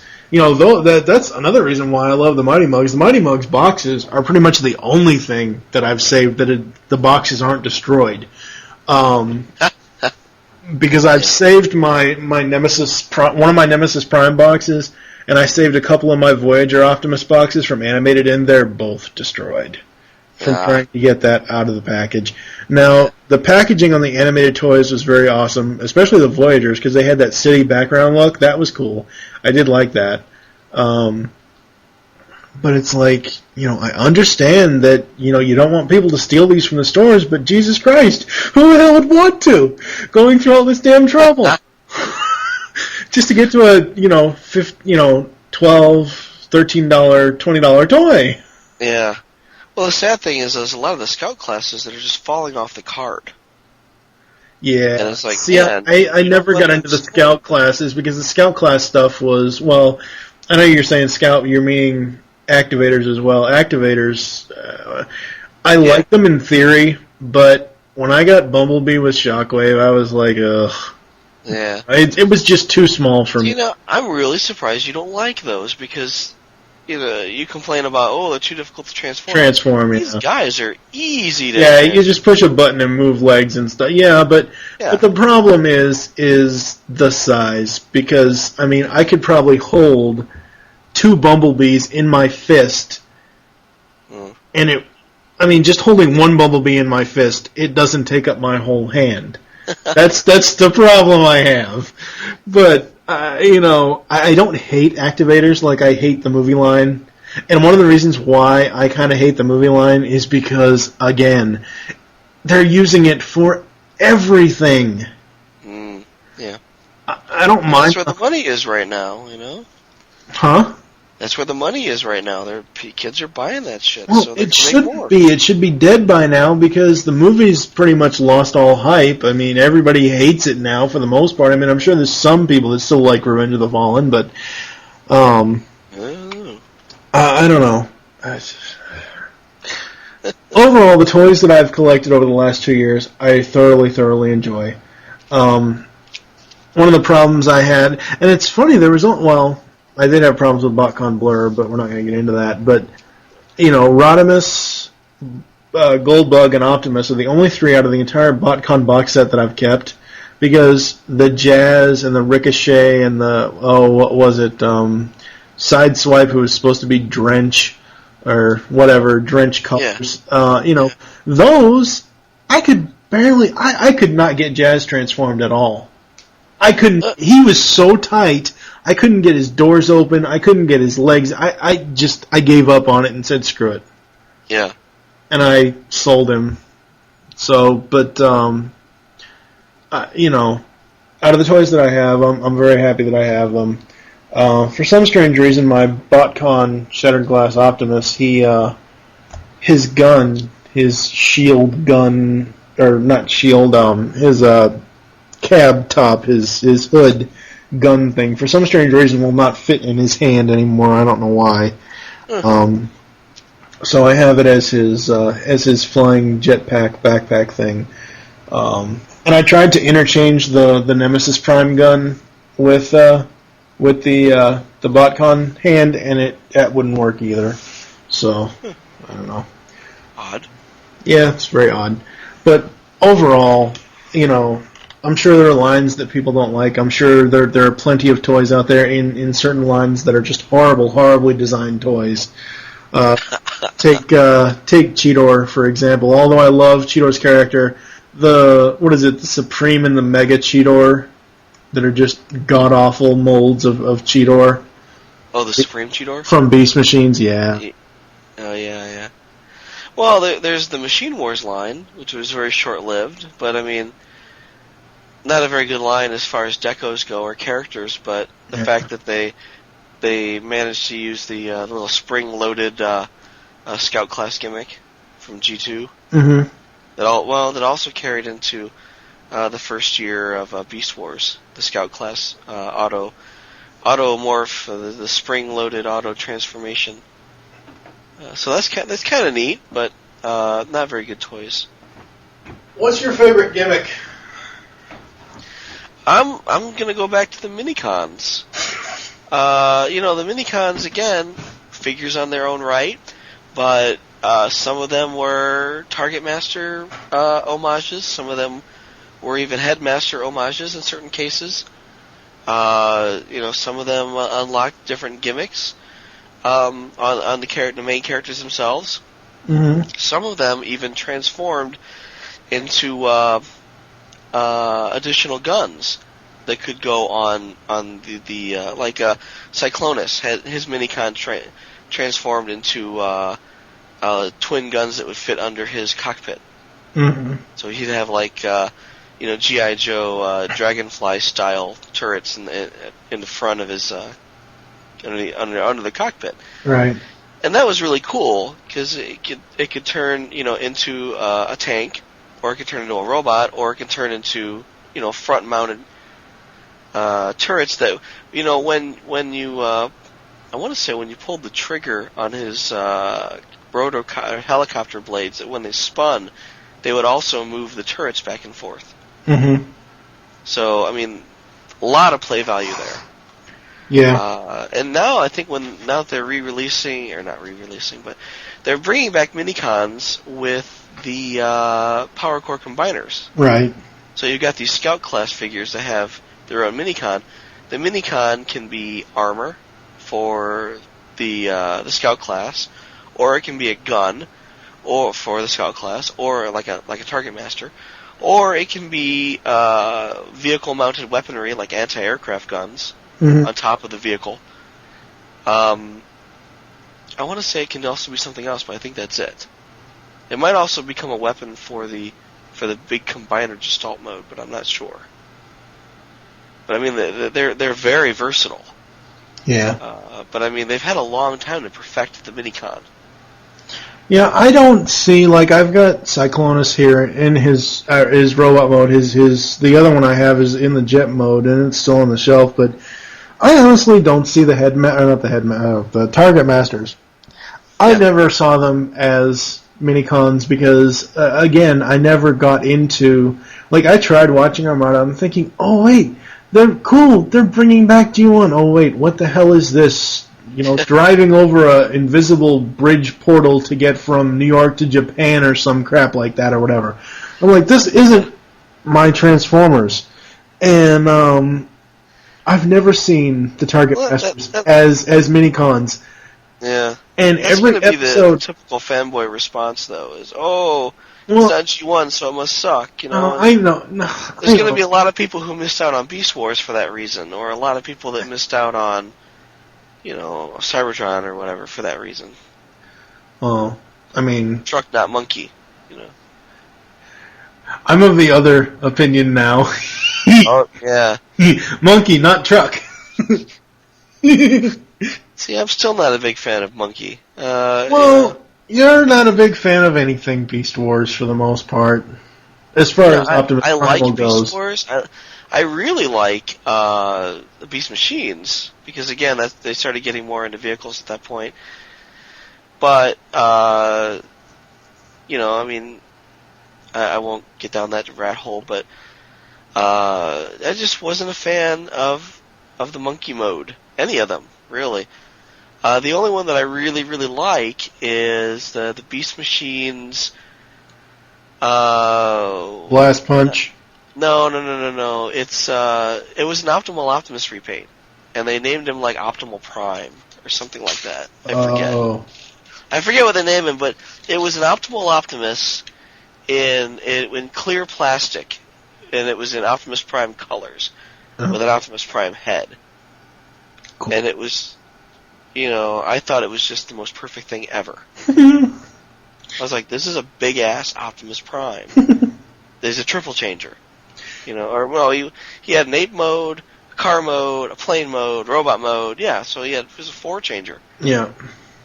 And he had chrome, and he was, you know, he's awesome. Mm-hmm. I won't take him out of the package.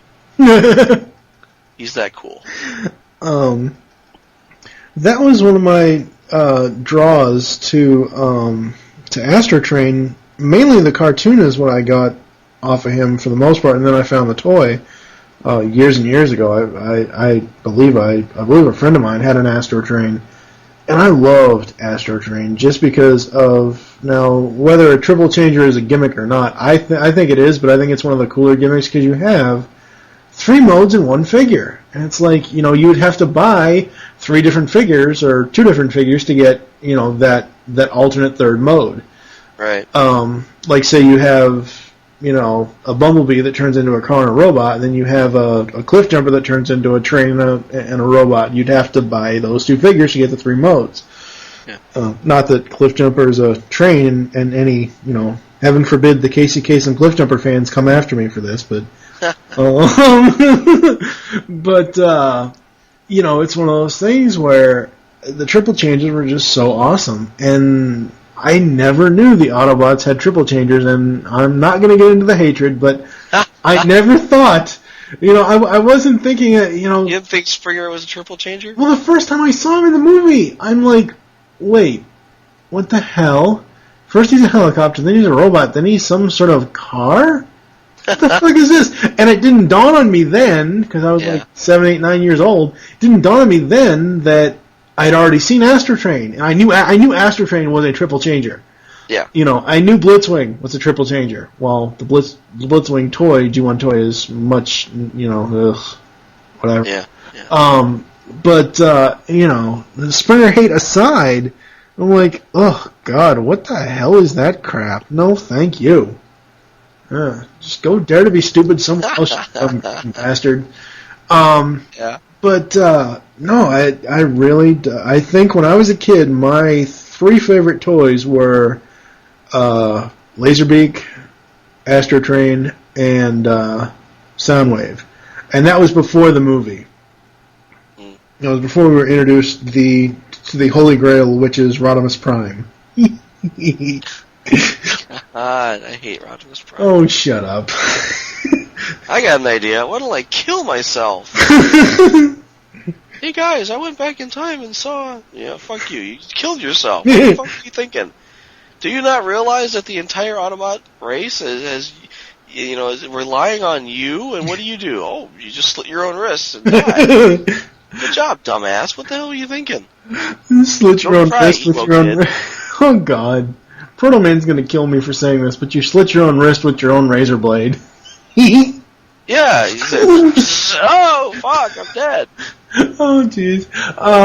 But the other thing that, I keep thinking about all this stuff, the toys that I never really had, I did have a Bombshell, because the Insecticons back then were love those. One of the easiest things to find. Yeah, Insecticons and Jump Starters. Oh, God, don't get me started on fucking Twin Twist and Topspin. I hate those fucking things. Yeah. Those were, you were talking about knockoffs earlier, and I know that there are a lot of knockoffs that you can find in Big Lots and stores like that, Kmart and all that stuff. To me, Twin Twist and Topspin were the poor man's Transformers back in the day, because every other toy was sold out, or they were starting to bring in new toys, but still, there's like a fucking pile of Twin Twist and Topspin. But they came in a box. They weren't, carded, which I think is cool. Right. No, all the G1 stuff came in a box. Cards didn't happen until, what, Beast Wars? No, I want to say Minicons, but like Bumblebee and the Spybots, they came... Oh, yeah, they were carded, okay, yeah, and the cassettes were carded, okay. But I'm saying for the bigger, what we would call Deluxe and Voyager now, for the bigger ones, they were all boxed for the most part. There was no carded ones other than the cassettes and like you said, the Minicon, the other Minicon stuff. Right. Minicons? I was going to be pissed off because we call them Minicons, but... Whatever. I mean, technically, yeah, you could see, the Microbots and the cassettes as Minicons. They were kind of... Well, I don't call the cassettes... The Target Masters kind of as Minicons. Yeah, no. But anyway, it's just, crap, what the hell was I going to say? I have no idea. I don't know either. It's getting late. We're wearing out. No, it's not that I'm wearing out, it's just that I lost my train of thought. The packaging for the Beast Wars stuff or something or other, I don't know. But, overall, I could if I wanted to write which I probably will never do, but if I ever wrote some fanfic involving my toys... God. Yeah. What? What do you mean, oh God? I'm just saying. Shut up. I don't see you writing any fanfic about the millions of toys you have. That's because my opinion on it is, oh God. Right. And I'm not saying, I'm not saying that I would, but I'm just saying, just looking at all these 9 figures that I have here, if I was ever to write something Transformers fan fiction wise, I would have no problem finding a way to include all of these different toy lines, I don't think. From G1 to, the only Beast Wars toy I have, not counting the Robot Heroes, is Optimal Optimus, to Animated, to Universe, to BotCon. I don't know. You couldn't decide on a particular line to write for, right? No. Because there's stuff from every line. That's the age-old argument of what line is better. Well, they all have their own ups and downs. They all have their good sides and their bad sides and their pluses and their minuses. So yeah. I think it's interesting when people write their own mythos. Like Don Figueroa, I think when he was doing his own art before he went with Dreamwave and IDW later on. He did his own comic book, and it was awesome. And I believe that was his own I mean, his stuff was based off of real life Transformers, but I think a lot of the characters were his own design. That was his own stuff. Really neat. Anyway, not to fall down another rat hole. I think we've done enough of that tonight. I thought this was going to be a short one. I told you it wasn't going to be. Yeah, we'll talk about some Cybertron toys, and yeah, I dig them. Yeah, they're kind of fun, and I like the cartoon. Okay, good night, everybody. You know. No, I told you it wasn't going to be because we decided on doing the overall topic discussion versus reviewing toys. Yeah. So, and again, this is the 60th episode. And I should also mention before we get into the outro that this is going to be it for a while for ToyCast. We will probably do some backlogging and not really advertise that we're doing backlogging other than what I just said. But between now and August, really, I have to, I have stuff going on in my non-internet life that I have to take care of and deal with, and as far as financially, I just can't buy toys right now. I won't be buying anything until my pre-orders arrive from BBTS in August, which I'll have War for Cybertron Optimus, Soundwave, and the Japanese animated version of Rodimus. So we're going to go on like a quote-unquote summer hiatus, I guess, for now for ToyCast. That's right. Like Phineas and Ferb. Yes. What do you want to do today, Michael? I don't know. I want to not do a ToyCast for about 3 months. Yeah, we have other shows we can put you on. Well, we're still doing Beast Unleashed. Yes. It's become much less raunchy, let's say. No, it hasn't. Shut up. You're lying. No. I think like episode 8, maybe around 7 or 8 or so, we really culminated. Episode 5 is where it really went dark. Episode 8, it went dark. Episode 9, it kind of trimmed off. Episode 10 was just a recap episode. Episode 11 and 12, it's kind of back up on par with the raunchiness, but I'm sure it'll get even raunchier as we go along.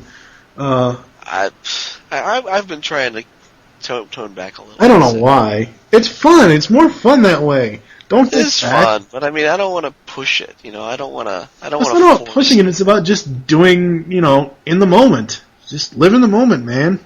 I suppose. But I mean, like I said, what was it? It might have been the last ToyCast I was in. It was just like, hello, welcome to Beast Unleashed. Now we'll be talking about dead babies and used condoms for the next hour. Stay with us. That's just, I mean, there's a limit. We really gotta. Yeah, but I mean, you bringing in all that Rocky Horror stuff and every other friggin' thing, fucking Monty Python and all that crap, so, it's your own fault that it went down the hole. It's Monty Python is, okay, maybe mildly offensive. There's nothing, maybe mildly offensive. Some people might be mildly offended by Rocky Horror. But I mean, these are things that I like, and things. And I'm not saying that you shouldn't like them. I just bring them to the table. I mean, like my Team Rocket reference. I know you hate. I dig that. My narwhals that you hate. I dig that, and I dig that you hate it. I think. I know you do. But I play with that. I have fun with that.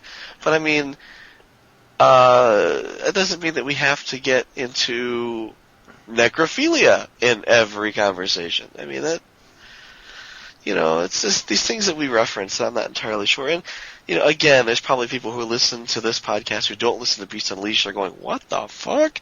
Well, you should go over to geekcastradio.com and go to Beast Unleashed podcast episode page and start listening. Yeah, even if you don't like Beast Wars, we're still pretty entertaining. Yeah. Yes, we are. Yeah. Are you a little young to be talking about necrophilia? No, we're not. Yeah, no, I'm not. Well, yeah, exactly. But, God, I'm off on a tangent again. I need to find a good Curse You, Perry the Platypus for this episode. Curse You, Perry the Platypus! But what I would like to say, though, is that, despite the fact that I'm not in every episode of TF ToyCast, I'm happy to be in the last one, at least until August. Yeah. Again, we'll talk about that off air. We'll talk about that off air. You know why you're not in every single episode. But I'm tired. It's not that you're tired. We'll talk about it off air because we don't. Because I don't want you to say off air. That last 25 minutes. I think you should edit it out because I don't think it should belong in there. Blah blah blah blah. So, thank you for joining us here on ToyCast. There's some ways to get in contact with us. Leave feedback for the show. Visit the website geekcastradio.com. Join the forums PredaconEmpire.com/Nexus. Leave the show feedback in iTunes. Please do this. Follow us on Twitter. The show name there is TF ToyCast. Mine is TFG and Mike. What is your Twitter? Pecan CT Michael. Become a fan on Facebook. Search Geekcast Radio Network. Don't call the voicemail line. It is still dead. We hope you enjoyed this episode of ToyCast and wish you'll join us in 3 months. Be sure to visit BigBadToyStore.com for all your Transformers and other toy-related needs. Also, go over to Blogomatic3000.com, our UK affiliate, and see what they have on the plate for their reviews and articles and everything else. For now, I am TFG1 Mike with Michael Wilson. Thank you for listening. Until 3 months from now. Podcast good. Hey, this is Sari, and you're listening to the Geekcast Radio Network of podcasts. Supernatural. Bacon has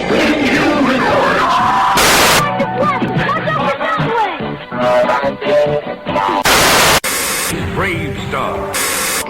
Maybe it was a Manglore. It's Castle Grayskull. I love you. Shut up, bitch. I'm not done.